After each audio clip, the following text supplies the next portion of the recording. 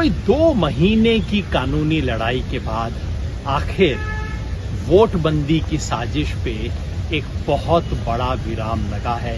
एक ऐतिहासिक आदेश आज मिला है सुप्रीम कोर्ट में, जहां सुप्रीम कोर्ट ने स्पष्ट शब्दों में अब कह दिया है कि आधार को आपको जैसे 11 दस्तावेज थे उसी तरह से 12वें दस्तावेज के रूप में स्वीकार करना पड़ेगा। ये जो SIR नामक षड्यंत्र है वोटबंदी का, लाखों करोड़ों लोगों को वोटर लिस्ट से बाहर रखने का, इस षड्यंत्र के पीछे खेल ये था कि आप 11 में से कोई एक डॉक्यूमेंट दो। 11 में 2 तो ऐसे थे जो अच्छे डॉक्यूमेंट है लेकिन किसी के पास तो है नहीं, पासपोर्ट और NRC।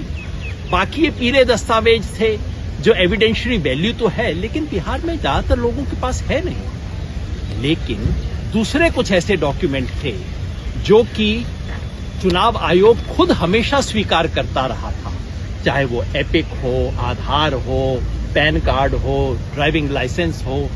लेकिन चुनाव आयोग ने कहा जो डॉक्यूमेंट है वो हम मानेंगे नहीं, जो नहीं है वो मांगेंगे।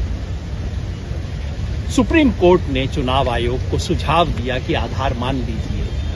2 बार इशारा किया ऑर्डर में हल्के हल्के, लेकिन चुनाव आयोग नहीं माना।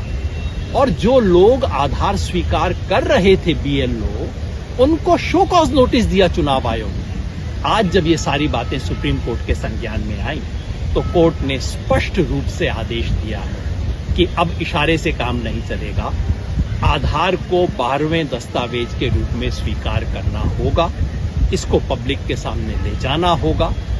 इस एक आदेश से बिहार में लाखों ऐसे लोग हैं जिनके पास इन 11 में से कोई डॉक्यूमेंट नहीं है लेकिन आधार है, उन लोगों का वोटिंग राइट बचा है। सिर्फ बिहार के लिए नहीं, क्योंकि SIR पूरे देश में लागू होगा, इसलिए देश में करोड़ों लोगों के वोटिंग राइट को, मताधिकार को बचाया है चुनाव आयोग ने।